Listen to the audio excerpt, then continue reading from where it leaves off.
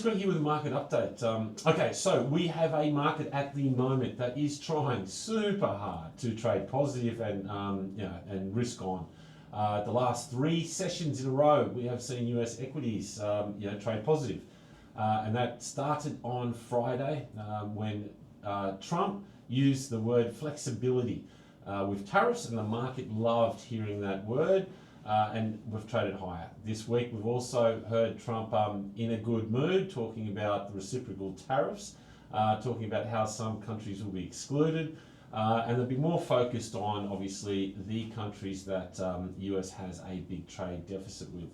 So look, the market has started thinking that maybe April the 2nd, when reciprocal tariffs go live, D-Day, Liberation Day as Trump likes to call it, may not be as bad as what they first thought. Having said all of this though, Goldman Sachs have come out with a note overnight to Goldman's clients, basically saying, warning about April the 2nd with reciprocal tariffs, saying that, look, we don't know the details yet, and that potentially Trump could go big. And that those reciprocal tariffs could be a blanket 20%. And if that happens, it would be a tariff shock, and we'll see a market that is going to get hit and hit very hard.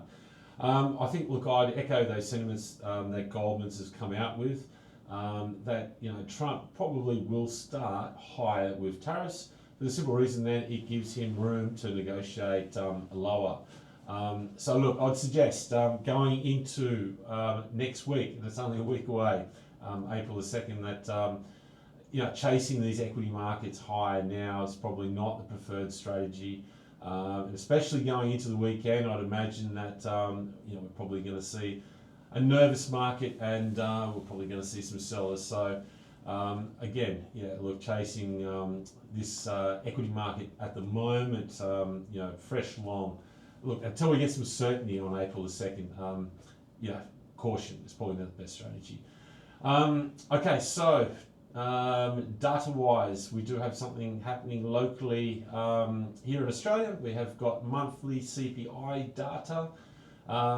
If I take you back to last week, we had monthly employment data that actually came out well below expectations, came out negative. We saw a headline number that was minus 50,000. So markets starting to think maybe that the employment market is starting to weaken, and that will basically prompt the RBA to give us another rate cut. But the RBA needs to see inflation lower. They're going kicking and screaming into cutting rates. Today, the market's expecting 2.5%, so it suggests, look, if we get a print that's below 2.5%, market will then price in that in next month in April that RBA will cut rates again by 25 basis points. Certainly, if you're trading Aussie equities, ASX, that will be a positive. It will go higher. Potentially, though, for the Aussie, maybe it'll weigh on that. But look, if we do get a number that comes out above expectations, all bets off as far as that RBA rate cut is concerned, and ASX won't like that. So today, locally, yes, this number is going to be important. Look, we also do have some UK CPI data as well later on this evening. The Bank of England, just like the RBA, has got a problem with sticky inflation, and they are not basically cutting rates in a hurry. So that inflation data tonight is going to be a focus, obviously, in the UK. Other than that, look, markets at the moment, look, they're just on hold, waiting for the 2nd of April.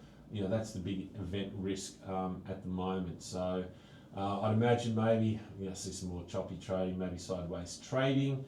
Good luck with your trades. Check back in with you soon.